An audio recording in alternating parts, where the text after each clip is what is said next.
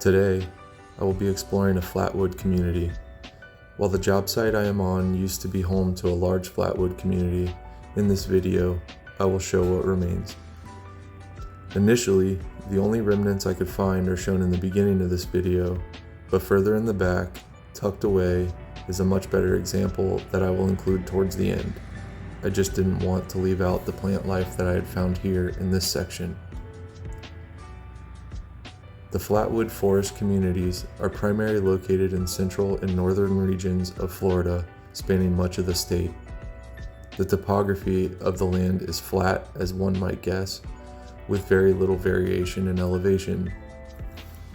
This topography plays a major role in shaping the community, as the water does not drain well due to the lack of slope, influencing the soil. The soil is acidic, low in nutrients, and often can be wet during the rainy seasons.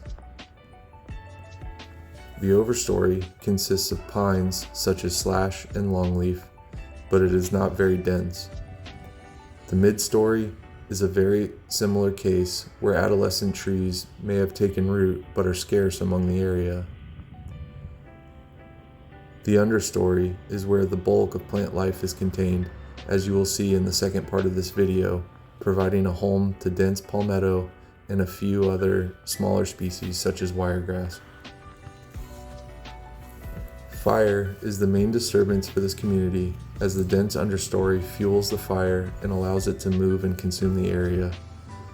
The pines have evolved to not only tolerate fire, but to depend on it. Clearing away the underbrush, nutrients, and new open space become available for continued growth. Prescribed burns are used to maintain the health of these forests and limit the fuel buildup.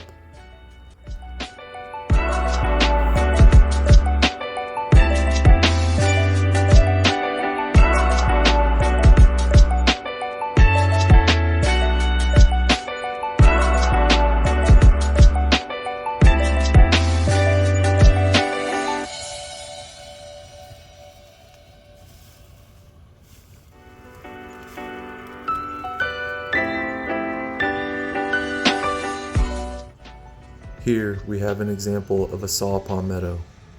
It is easiest to identify by looking at where the stem ends in a square shape versus a spear-like shape. They can grow up to 10 feet tall by 10 feet wide and have a fan-shaped fronds that spread in every direction, including along the ground, which facilitates burning in the area. The berries they produce are yellow in color and ripen to a black color that much of the wildlife around consumes. Next, we have an adolescent slash pine. They have an alternate leaf arrangement and typically grow in 2s per fascicle, but can be found in 3s. The needles grow about 6 to 12 inches and have a dark green color. The fruit they produce are pine cones that can grow up to 6 inches long and are eaten by mammals, mainly squirrels.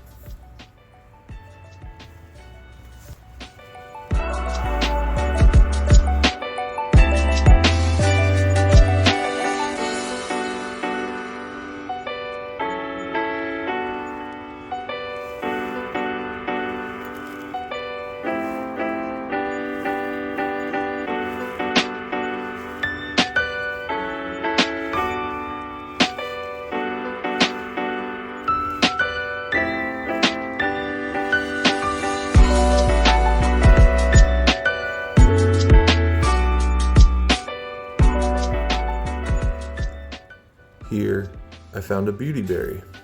They are a scrub that can grow up to 8 feet tall. While it no longer has any berries, you can see the remnants from where the berries were with the remaining fruit trusses. The leaves are simple, ovate, with serrated margins. The berries grow in clusters and are a pinkish purple color.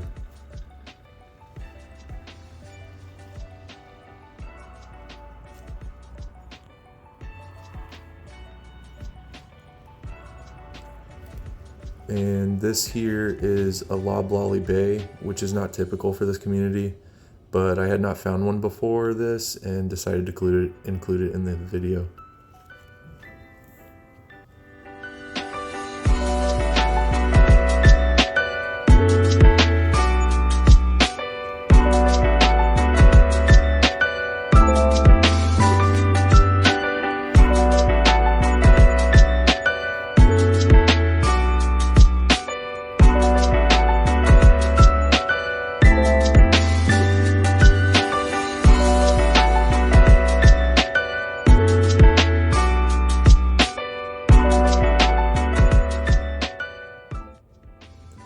Here is a much better representation of what a typical flatwood community would look like.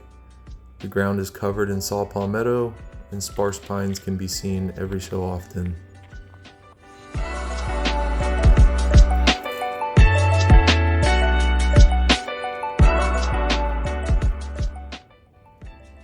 Lots and lots of saw palmetto.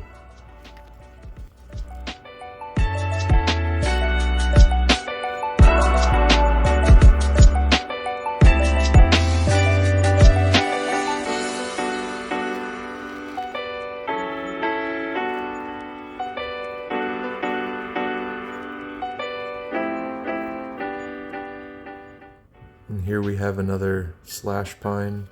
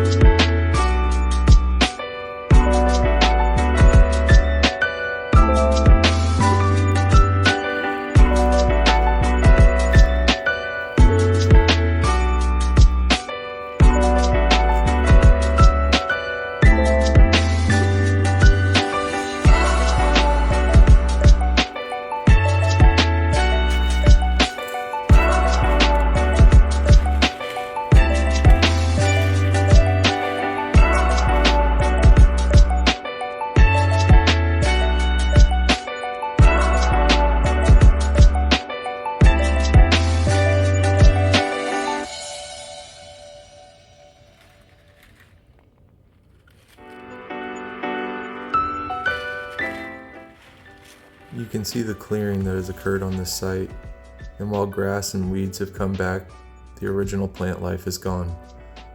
For a lot of projects that I work on, flatwoods is what will usually be found, but are often completely cleared, removing all the saw palmettos and pine trees.